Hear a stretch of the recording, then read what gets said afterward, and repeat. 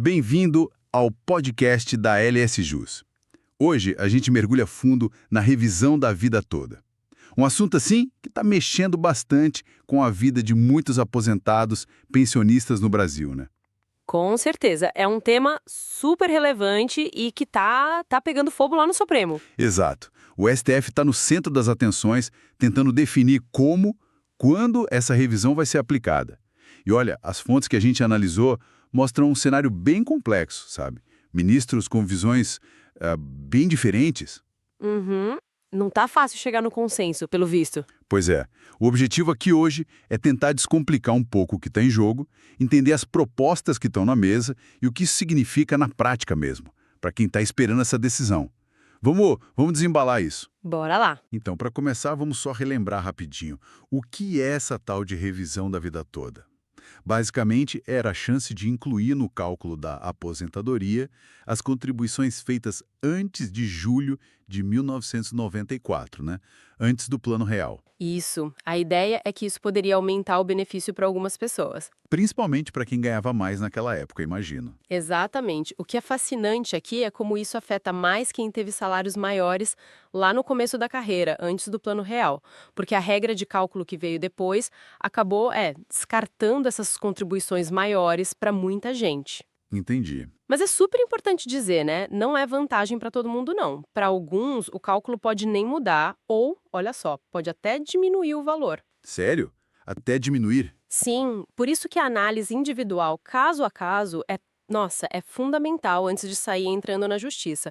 Tem que fazer conta, ver se vale a pena mesmo. Faz todo sentido. E essa complexidade toda acaba refletindo lá no STF, né? A dificuldade não é mais dizer se a revisão é um direito ou não. Não, isso o Supremo já até decidiu que sim, que o direito existe. Ah, certo. Então o problema agora é outro. O problema agora é o como.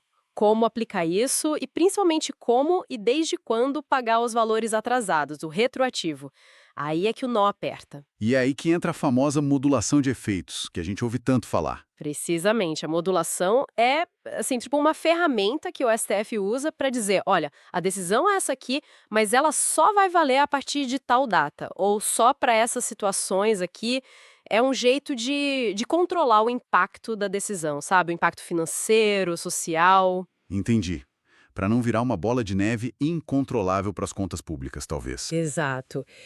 E, no caso da revisão da vida toda, as propostas de modulação variam. E variam bastante. Tem ministro pensando de um jeito, outro pensando diferente. E quais são essas propostas? O que está na mesa, assim, de forma mais concreta? Bom, tem propostas para limitar o pagamento desses retroativos, né? Uma ideia é pagar só a partir de dezembro de 2022, que foi quando o STF validou a revisão pela primeira vez. Essa foi uma sugestão do ministro Zanin, por exemplo. 2022. Isso reduziria bastante o valor dos atrasados para muita gente, imagino. Com certeza. Reduziria o impacto financeiro para o governo, né? Essa é a lógica. Mas tem outra linha que sugere considerar a data de uma decisão do STJ, lá de 2019, que também foi favorável à revisão. Ah, então já teria um marco anterior. Sim. E aí você vê posições diferentes entre os ministros. O ministro André Mendonça, por exemplo, parece que está tentando achar um caminho do meio, sabe? Equilibrar as coisas. E outros mais preocupados com o lado fiscal. Isso. O ministro Alexandre de Moraes, por exemplo, já deixou bem clara a preocupação dele com o custo bilionário disso para os cofres públicos. Ele sinaliza uma abordagem assim mais restritiva quanto aos atrasados. Fica muito nítido esse dilema. Reconhecer o direito do aposentado versus a sustentabilidade do sistema. Mas, puxa vida, com propostas tão diferentes assim, 2019, 2022, como é que eles chegam num acordo? Não parece um pouco arbitrário para quem está esperando há anos, às vezes desde antes de 2019? Olha, essa é exatamente a crítica que se faz, né? Essas datas de corte podem parecer injustas para quem já tinha o direito reconhecido, ou pelo menos a expectativa dele, há mais tempo. E como eles tentam resolver isso internamente? É comum, em casos assim de grande impacto, que os ministros façam reuniões reservadas, sabe? Para tentar buscar um consenso, alinhar os ponteiros. O objetivo é tentar encontrar uma solução que traga alguma segurança jurídica, que minimize rupturas, que equilibre esse direito individual com a responsabilidade fiscal de todo mundo. Não é a primeira vez que isso acontece. Já vimos o STF buscando esses acordos em outros temas bem espinhosos, economicamente falando. Entendo. Mas enquanto essa decisão não sai, nossa, a vida de milhares de aposentados fica em suspenso, né?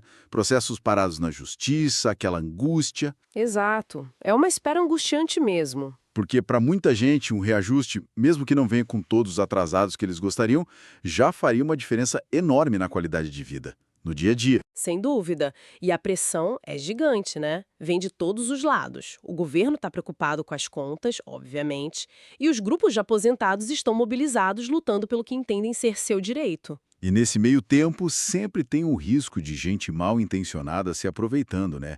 Golpes, promessas falsas. Infelizmente, sim. Esse cenário de incerteza é um prato cheio para aproveitadores.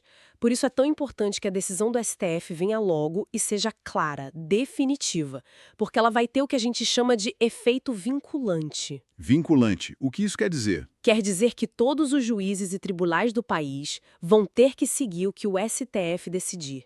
Isso destravaria milhares de processos que hoje estão parados, esperando justamente essa definição. Ah, entendi. Unificaria a interpretação. Exatamente. E o conselho fundamental agora é cautela.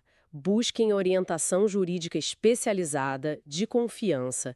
Desconfiem muito de promessas fáceis, de soluções milagrosas que aparecem por aí.